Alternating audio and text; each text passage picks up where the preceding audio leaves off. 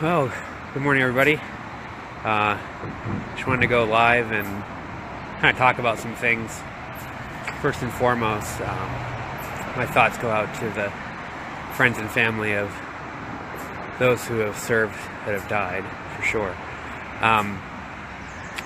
The next thing I kind of wanted to talk about was about this journey that I've been on, that I've lost, around 100 pounds. So I wanted to kind of give an update because it's May 29th, 2017.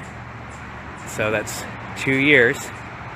And it's been amazing, to say the least. I wanted to kind of maybe answer a few frequently asked questions I get. One of the biggest ones I get is, how'd you do it? I always say, how'd you do it? How'd you lose 100 pounds? And really, there's no secret, I guess. It's probably a lot of things. Just watching what you eat, making sure you stay on a routine, exercising. The gym's closed today, rightfully so. So, I'm just out here finding trails, hiking. I've actually got my weights in the back of my ruck here. So I'm rucking about probably close to 30 pounds with water. So, going out 3-4 miles, walking.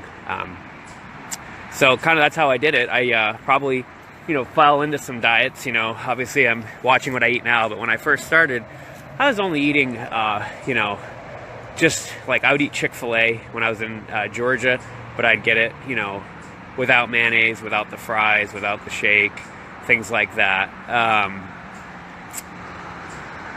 Then I started working into salads, but I'd still have, dressing and cheese and croutons and things like that.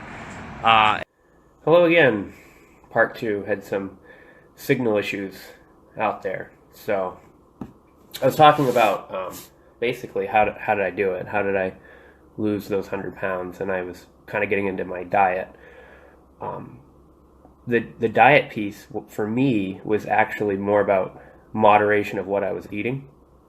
So, I'd still eat Chick-fil-A, I would eat McDonald's, things like that, but I wouldn't, have 2 double cheeseburgers. I have a couple of hamburgers, no shake, no fries. So I was still eating kind of, quote unquote junk food, but I was doing it, I guess, in, less, portion size was, much less. What I was actually eating in it was much less. I still do that to this day. I'm not afraid to eat fast food, things like that. And it's no knock on diets, because certainly diets work. But for me, it just wasn't working, I guess. I actually had to still feel like I had to eat the unhealthy stuff. And so I did, and I do, but very sparingly now. I naturally don't eat bread. I naturally don't eat a lot of sugars and things. So kind of interesting how that happened without me being conscious about it, I guess. The other part was the exercise. And I love setting goals. I consider myself a highly motivated person, but when it came to weight loss, I needed to focus on the moment when I was doing it in the moment. I remember the first time when I was in that hotel in Atlanta, it was less than 20 minutes of working out. I literally went halfway out to a parking lot and almost fell over, collapsing. I was just so much out of breath. But I went back the next day and I did it again, and I did it again, and I did it again. And I think it was consistency that paid off, because within the first 2 weeks, I was already going out 30 minutes a day. So always start small with your exercise. If you can just make it out to the end of the driveway and back, I mean, that's a beginning. Always find your beginnings. So that's how I did it. Again, it's great to have, big goals, and, obviously I have big goals now, and I still do, but start out small and stay small, micromanage your workouts and things like that. Like today, for my previous video, going out on that 3-mile trek, just, with the rucksack, with the weights, nothing crazy, the gym's closed. So just making sure I do something and watching your diet. So that's kind of how I did it. Why I did it, what gave you the motivation?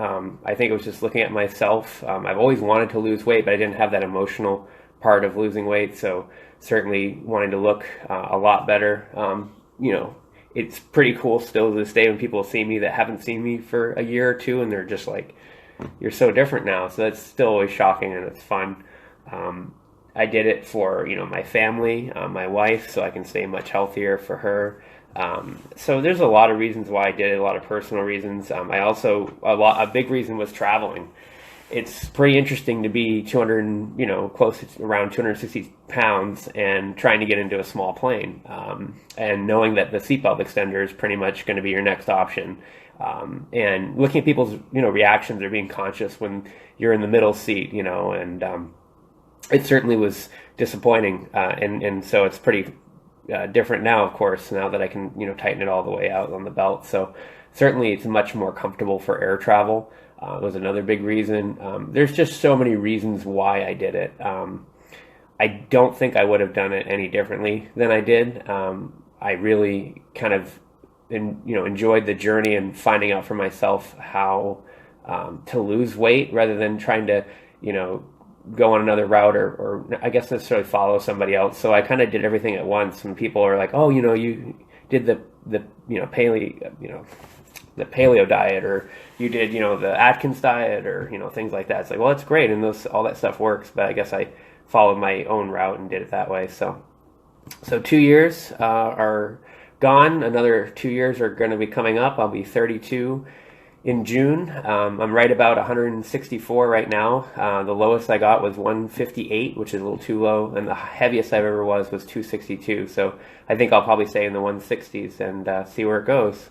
But thanks for bearing with me in all my selfies and updates.